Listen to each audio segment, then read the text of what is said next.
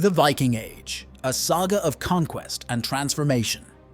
On a misty dawn in 793, the monks of Lindisfarne heard something their predecessors had never heard before: the thunder of Norse oars cutting through the North Sea. What followed would change the course of European history forever, launching an era of conquest that would stretch from the frozen fjords of Scandinavia to the warm waters of the Mediterranean, from the edge of the known world in Iceland to the glittering towers of Constantinople. This was the beginning of the Viking Age, and nothing would ever be the same. The Vikings were more than mere raiders. They were master tacticians, brilliant navigators, and ambitious empire builders who turned their longships into vehicles of unstoppable change. While history often paints them as brutal barbarians, the truth is far more fascinating. They were innovators who created Europe's first trade networks, founded its greatest cities, and established dynasties that would rule for centuries. Their stories read like mythology, but are carved in stone, written in blood, and buried in the foundations of modern Europe. In the pages that follow, we'll explore the 5 most audacious conquests that defined the Viking Age. Ventures so bold they would seem impossible if we didn't have the evidence etched into the very stones of the cities they built. From the stunning success of Rollo, who transformed from pirate to prince in a single magnificent gambit, to the breathtaking adventures of Harald Hardrada, who fought his way from exile to becoming the most powerful man in Northern Europe. These are tales of ambition, innovation, and raw courage that would make even the gods of Valhalla lean forward in their seats to listen. The dawn of Viking raids, the taking of Lindisfarne. The sky burned red that morning. To the monks of Lindisfarne, it might have seemed like any other dawn breaking over their holy island. But June 8th, 793, would mark the moment when medieval Europe's worst nightmare materialized from the mists of the North Sea. The brothers had just finished their morning prayers when the first lookout spotted them. Dragon-headed ships, their squared sails black against the bloodied horizon, cutting through the waters with a speed that seemed impossible for vessels of their size. These weren't the clumsy trading ships the monks were used to seeing. The Norse longships, with their shallow drafts and remarkable maneuverability, could slip through waters too treacherous for other vessels. The Vikings had chosen their target with calculated precision. Lindisfarne lay exposed on its tidal island, wealthy with ecclesiastical treasures, yet far enough from Northumbria's power centers to make immediate military response impossible. The monastery's isolation, once its spiritual strength, had become its fatal weakness. What happened next would be recorded in horrified detail by Alcuin of York, whose letter to King Ethelred would become the first written account of a Viking raid in Western Europe. Never before has such terror appeared in Britain as we have now suffered from a pagan race. The heathens poured out the blood of saints around the altar and trampled on the bodies of saints in the temple of God like dung in the streets. The Vikings had not just attacked a monastery. They had announced their arrival on the world stage with a thunderclap of violence that demonstrated their tactical brilliance. But there was calculated method behind what seemed like madness. The raiders knew exactly what they were looking for. They ignored the monastery's stone buildings and wooden structures, making straight for the church and its scriptorium. Here lay the real treasures: gold-leafed manuscripts, bejeweled reliquaries, chalices, and crosses. The Vikings understood something profound about their targets. Medieval Christian monasteries weren't just religious centers. They were the banks of their age. The raid lasted less than a day, but its impact would echo through centuries. The Vikings had revealed vulnerabilities in European coastal defenses that no one had previously considered. Monasteries, churches, and towns would soon scramble to build defensive structures, but they were playing catch-up to an enemy that had already mastered the art of surprise. The Norse raiders had pulled off the medieval equivalent of a surgical strike: quick, precise, and devastating. Most histories paint Lindisfarne as a simple smash-and-grab raid, but it represented something far more sophisticated: the Vikings' first demonstration of what would become their trademark strategy. They showed an uncanny ability to identify high-value, poorly defended targets and exploit natural features, in this case, tidal patterns and the island's isolation, to maximize their advantage. This wasn't just violence, it was military innovation in action. The surviving monks fled with what few treasures they could carry, including the famous Lindisfarne Gospels. They would wander for 7 years before finding a new home, carrying their martyred saint, Cuthbert, with them. But they left behind something more significant than gold or relics. They left the first chapter in a new era of European history, one that would see Norse longships become the most feared sight from Ireland to Constantinople. Lindisfarne marked the moment when the Vikings transformed from an obscure Scandinavian people into a force that would reshape the medieval world. They had demonstrated their hallmark combination of daring, precision, and tactical innovation. More importantly, they had shown that the established powers of Europe were vulnerable in ways they had never imagined.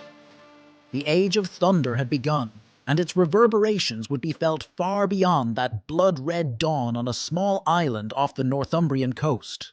Rollo's transformative gambit, from raider to ruler. The Seine River ran red with reflected torchlight on that autumn evening in 911. Below the walls of Paris, a giant of a man, so massive that no horse could carry him for long, earning him the nickname Rollo the Walker, stood contemplating the city he had failed to conquer. But Rollo had learned something far more valuable than victory in his defeats. Sometimes the craftiest raid isn't the one that takes the gold, but the one that takes the throne. King Charles the Simple of West Francia had a problem that gold couldn't solve. Viking raids had paralyzed his kingdom's economy, and his nobles were losing faith in his ability to protect them. In Rollo, he recognized something his advisors missed.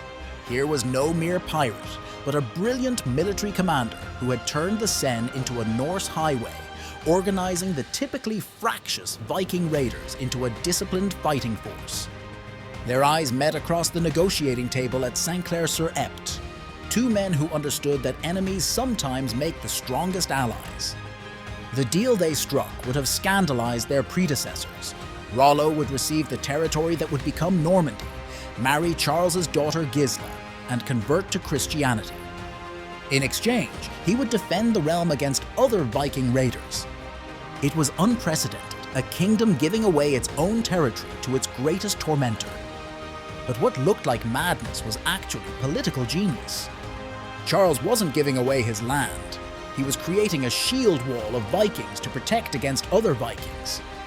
Rollo's transformation from raider to ruler revealed his true brilliance. He distributed land to his followers, using a hybrid system that merged Norse military organization with Frankish feudal structure. Viking warriors became Norman knights, trading their longships for horses, their axes for lances. But they kept their Norse tactical ingenuity, creating a military force that combined Viking aggression with Frankish discipline. The cultural fusion he engineered was even more remarkable. Rather than imposing Norse customs, Rollo encouraged his men to marry into local families, creating a unique Norman identity. Within a generation, his Vikings had transformed from raiders into aristocrats. His grandson Richard Warai would speak no Norse at all, yet would command an army that struck with Viking precision and Frankish chivalric power. Behind the walls of Rouen, his chosen capital, Rollo crafted something unprecedented. A Norse-Franco society that took the best elements of both worlds. Norman architecture combined Viking engineering with Frankish aesthetics. Norman law merged Norse concepts of personal honor with Frankish feudal obligations. Even their ships evolved, combining Viking naval technology with Frankish castle-building techniques to create the first naval fortresses in Western Europe. The masterstroke of Rollo's legacy wasn't just establishing a new dynasty, it was creating a cultural accelerant that would transform medieval Europe. His descendants would carry this hybrid vigor across the continent. Robert Guiscard would use it to conquer southern Italy. His great-great-great-grandson William would employ it to reshape England in 1066. The Normans would even reach Sicily, creating kingdoms that merged Viking, Frank, and Mediterranean cultures into something entirely new. When Rollo died in 927, the one-time Viking raider had engineered perhaps the most successful political transformation in medieval history. He had turned pirates into princes, raiders into rulers, and a buffer zone into one of the most sophisticated kingdoms in Europe. His gambit hadn't just succeeded, it had created a template for cultural fusion that would influence European politics for centuries to come. Standing before King Charles on that autumn day in 911, even Rollo couldn't have imagined that his greatest conquest would come not through the blade, but through the art of transformation itself. The Great Heathen Army, from conquest to unification.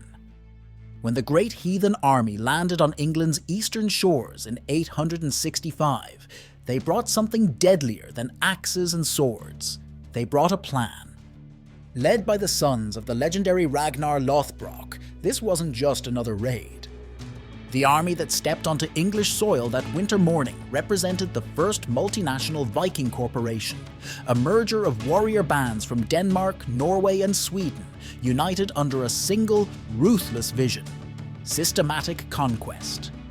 The brothers, Ivar the Boneless, Halfdan, and Ubi, orchestrated their campaign with a precision that would have impressed Alexander the Great. Rather than the typical smash-and-grab raids, they employed a revolutionary strategy of winter camps, turning captured towns into fortified bases from which they could launch year-round operations. East Anglia fell first, its King Edmund meeting a martyr's death that would echo through medieval chronicles. The Vikings didn't just defeat him, they performed the infamous Blood Eagle ritual, a message that announced this was no ordinary invasion. Their military innovations transformed medieval warfare. The army moved like water, splitting and recombining as needed. When Northumbrian forces tried to trap them using traditional Saxon battle lines, the Vikings responded with the Swine Array, a wedge formation that shattered their opponent's shields and morale simultaneously. One by one, the Anglo-Saxon kingdoms toppled: Northumbria, East Anglia, Mercia. Each defeat brought not just plunder, but warriors as conquered Saxons were incorporated into the growing army. In the marshes of Wessex, they met their match in young King Alfred. Here was a Saxon who could think like a Viking. When the heathen army seized his royal stronghold at Chippenham in midwinter 878, Alfred didn't surrender. He vanished into the Somerset levels. While his enemies celebrated in his halls, he was building something unprecedented: a military revolution. Alfred created England's first standing navy, fortified strategic towns into burhs, and reorganized his army into a rotation system that could maintain permanent readiness without bankrupting the peasant economy. The war reached its crescendo at the Battle of Edington. Alfred emerged from the marshes with an army that combined Saxon resilience with Viking mobility. The ensuing battle wasn't just a clash of forces, it was a collision of military philosophies. The Vikings found themselves outmaneuvered at their own game, forced to retreat to their fortress at Chippenham. But what happened next would reshape English history. Instead of annihilating his enemies, Alfred offered terms. The resulting Treaty of Wedmore carved England into two spheres: Alfred's Saxon kingdom and the Danelaw, where Viking law and custom would prevail. Guthrum, the Viking leader, accepted baptism with Alfred as his godfather. It was a masterstroke of statecraft. The Vikings had come to conquer England, but in doing so, they catalyzed its unification. The threat they posed forced the Anglo-Saxon kingdoms to unite under Wessex's leadership, inadvertently birthing the concept of an English nation. The Danelaw became a laboratory of cultural fusion. Viking words muscled their way into English speech: sky, egg, law, knife. Norse burial customs merged with Christian rites. In cities like York, Jorvik, Viking entrepreneurs transformed sleepy Roman towns into international trading hubs. They introduced trial by jury, the concept of law-worthy men, and a democratic strain in local governance that would influence English common law for centuries. The Great Heathen Army had come to destroy England, but ended up helping to create it. Their campaign demonstrated that Vikings could be more than raiders. They could be empire builders, lawmakers, and agents of cultural change. When the dust settled, England emerged not as a defeated nation, but as a hybrid realm that combined Saxon governance with Viking dynamism, creating something entirely new in medieval Europe. The sons of Ragnar had sought revenge for their father's death. Instead, they had midwifed the birth of England itself. Harald Hardrada, from exile to empire builder. The Byzantine emperor's golden throne room had seen its share of warriors, but none quite like the towering Norse giant who strode in from Constantinople's burning summer heat in 1034. Harald Hardrada, hard ruler, arrived with nothing but his sword, his ambition, and the kind of chip on his shoulder that comes from watching your brother die in battle for a throne that should have been shared. At 15, he had fled Norway. By 35, he would command the most elite military unit in the medieval world. The Varangian Guard, Constantinople's legendary Norse-Russian bodyguard unit, recognized something special in Harald. While other Vikings were content to serve as mere muscle, Harald studied. He absorbed Byzantine military tactics like a sponge, learned the intricate diplomatic protocols of the world's most sophisticated court, and mastered the art of Greek fire, the empire's closely guarded incendiary weapon. His rise through the ranks was meteoric.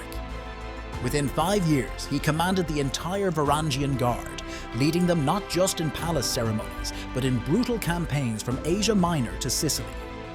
In the twisted streets of Syracuse, Harald invented urban warfare techniques that military historians still study. His men would split into small units, using coordinated signals to launch simultaneous attacks from multiple directions, overwhelming defenders who were used to facing single columns of attackers. When siege engines proved too slow to breach city walls, he created lightweight, mobile scaling towers that could be rapidly deployed and redeployed, keeping defenders guessing where the next assault would come. The Arab chronicles called him the Devastator of Bulgaria and the Scourge of Sicily. In Bulgaria, he pioneered the use of blind turns in mountain passes to ambush larger forces, splitting his army into hidden units that would emerge like ghosts from the mist. In Sicily, he perfected amphibious warfare, using his ships not just for transport, but as mobile artillery platforms, coordinating naval and land attacks with a precision that wouldn't be seen again until the modern era. But Harald's most lucrative innovation was his payment system. Rather than accept the emperor's gold directly, he negotiated the right to send it north through Russian trade routes, exchanging it for furs and amber that could be sold in Constantinople at massive profits. Each campaign filled not just his war chest, but his merchant ships, creating a commercial empire that paralleled his military achievements. By the time he left Byzantine service, his wealth was legendary. It took 4 ships to carry his treasure north. His return to Norway in 1046 was like something from a saga. Landing with ships laden with Byzantine gold, he mounted a campaign that combined Norse ferocity with Byzantine sophistication. When his nephew Magnus the Good offered to share the kingdom rather than face war, Harald did something unexpected. He accepted. It was a lesson learned from Byzantium. Sometimes the best victory is the one achieved without battle. When Magnus died childless a year later, Harald became sole ruler of Norway, and here his real ambition revealed itself. Under his rule, Norway transformed from a loose confederation of jarls into a centralized kingdom modeled on Byzantine administration. He established Norway's first standing army, created a taxation system based on Byzantine practices, and founded Oslo as a new capital, strategically placed to control trade routes. His court became a fusion of Norse tradition and Byzantine ceremony, where skalds recited poetry while Greek-trained architects designed churches using Eastern domes. Yet Harald wasn't finished. In 1066, hearing of Edward the Confessor's death, he launched the largest invasion fleet Norway had ever seen toward England. His timing proved fatal. Though he initially captured York, the campaign ended at Stamford Bridge, where an arrow found its mark. The last great Viking warrior king fell pursuing one conquest too many. 3 weeks later, William of Normandy would succeed where Harald failed, though with armies using many of the same tactics Harald had perfected. Harold's life traced an arc unprecedented in medieval history, from exiled prince to Varangian commander, from Byzantine general to Norwegian king. He brought the sophisticated military and administrative techniques of Constantinople to the north, transforming Norway from a Viking kingdom into a medieval state. Though his final gambit failed, his legacy lived on in the institutions he built and the military innovations he pioneered. The man who had fled Norway as a teenage fugitive had returned to reshape it with lessons learned from the other end of the medieval world. The Dublin dynasty, transforming Ireland's urban landscape. When the first Norse ship slipped into Dublin Bay in 841, they found not a city, but a series of scattered Celtic settlements. Within a generation, they would transform this riverside location into something unprecedented in Irish history, a true urban centre that would reshape the island's destiny. The architect of this transformation, Olaf the White, didn't just build a port. He engineered a revolution in Irish society that would outlast even the Vikings themselves. Dublin's rise marked a radical departure from traditional Irish power structures. While Celtic kings ruled from rural hill forts, the Vikings created something entirely new, a maritime capital that connected Ireland to a vast trading network, stretching from Arctic furs to Arabian silver. The archaeological evidence tells the story. Arabic coins, Byzantine silks, and Norwegian amber all mingled in Dublin's earliest layers, painting a picture of wealth that made Celtic kings rethink their traditional disdain for urban life. The genius of Dublin's Norse kings lay in their ability to transform raiders into traders. They standardized weights and measures, introduced coinage, and established Europe's westernmost slave market. But their most profound innovation was in shipbuilding.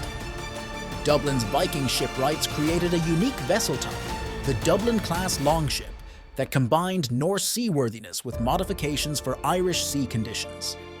These ships could navigate both deep oceans and shallow rivers, transforming Dublin into the nexus of a maritime empire. Beneath the streets of modern Dublin lies evidence of their technological sophistication. Viking craftsmen didn't just build ships, they created new tools for new trades. Their woodworking techniques revolutionized Irish construction. The interlocking wood panels they developed for ship hulls soon appeared in Irish churches. Their method of assembly using overlapping planks, clinker-built construction, influenced Irish architecture for centuries. Even their rope-making techniques were revolutionary, introducing the use of horsehair for stronger, more durable rigging. The marriage alliances between Norse and Irish royal families created something unprecedented, a hybrid warrior aristocracy that combined Celtic literary sophistication with Norse martial prowess. The children of these unions became the Gal Gaidhil, foreign Gaels, who were equally at home reciting Irish poetry or commanding Viking fleets. Their court culture fused Norse saga traditions with Irish storytelling, creating the unique literary hybrid that would influence medieval literature across Northern Europe. In 902, Dublin suffered its greatest crisis, expulsion by Irish forces. But the Vikings' response revealed their true genius. When they returned in 917 under Sihtric Caich, they didn't just rebuild, they revolutionized. The new Dublin featured stone walls with innovative Nordic defensive features, a deep water port that could handle hundreds of ships, and a street grid that would define the city's layout for the next millennium. More importantly, they created a diplomatic system that turned former enemies into trading partners. The Dublin Vikings' most lasting achievement was invisible but profound. They introduced Ireland to urban life without destroying its rural social fabric. Unlike other Viking conquests, Dublin's kings didn't attempt to impose Norse law across their territory. Instead, they created a unique legal system that applied Norse law within the city walls while respecting Irish law beyond them. This dual system would influence Irish legal thinking for centuries, establishing precedents for how different legal traditions could coexist. By 1014, when the Irish High King Brian Boru shattered Viking power at Clontarf, Dublin had already achieved something remarkable. It had become too valuable to destroy. Though Brian defeated the Vikings, he preserved their urban innovations. The city had become indispensable to Irish economic life. The Viking kings of Dublin had lost their battle for political supremacy, but won a far more significant victory. They had permanently urbanized Irish society. The physical evidence of Dublin's Viking Age still shapes the modern city, from its street patterns to the location of its markets. But their true legacy lies in how they transformed Irish society's relationship with urban life. The Dublin dynasty didn't just build Ireland's first true city, they created a template for how rural societies could urbanize without losing their cultural essence. In doing so, they wrote a chapter of Viking history that didn't end with their political defeat, but continues in the DNA of every modern Irish city. The enduring legacy of the Norse. DNA tells stories that chronicles cannot. Recent genetic studies reveal that Viking blood flows through the veins of millions of modern Europeans, up to 40% of the population in parts of Britain and Ireland. But the true inheritance of the Norse conquests isn't written in genetic code. It's encoded in the very structure of modern Europe. Their conquest didn't just reshape medieval borders, they revolutionized how power itself worked in the Western world. Consider this. When the European Union established its modern trading networks, they unknowingly recreated Viking trade routes that had lain dormant for a millennium. The same waterways that once carried Norse longships now carry container vessels, following patterns of commerce first established by Viking merchants. Dublin, York, and Rouen, once Viking trading posts, remain vital commercial hubs. The Norse didn't just conquer territories, they created lasting networks of connection that modern Europe still uses. Modern archaeology continues to rewrite what we thought we knew about Viking influence. In 2021, developments in satellite technology revealed hundreds of previously unknown Norse settlements across Europe. Each new discovery shows that Viking impact went far deeper than the chronicles suggest. They weren't just conquerors who came and went. They were architects who restructured medieval society from the ground up. Their innovations in shipbuilding, urban planning, and trade networks created the blueprint for medieval Europe's transformation from a collapsing Roman world into something entirely new. The most profound Viking legacy might be one we take for granted. They proved that barbarism and civilization weren't opposites, but stages in cultural evolution. Their transformation from raiders to rulers created a template for how societies could rapidly modernize without losing their cultural essence. In an age when the world again grapples with questions of cultural integration and rapid social change, the Viking example offers surprising insights. As our world faces its own age of transformation, with challenges around climate change, technological revolution, and cultural integration, the Viking story resonates with surprising relevance. They were, after all, master adapters who turned crisis into opportunity. Climate change in Scandinavia had forced them to become raiders, but they transformed that necessity into an empire-building energy that reshaped the medieval world. In their ability to innovate, adapt, and transform themselves, perhaps they have something yet to teach us. The thunder of Norse oars has long since faded from European waters. But in the political geography of modern nations, in the DNA of populations, in the trade routes that still define commerce, and in the endless capacity of human societies to transform themselves, the echo of the Vikings still resounds. Their greatest conquest wasn't of territory, but of possibility, showing that even the most dramatic cultural transformations can lead not to destruction, but to rebirth.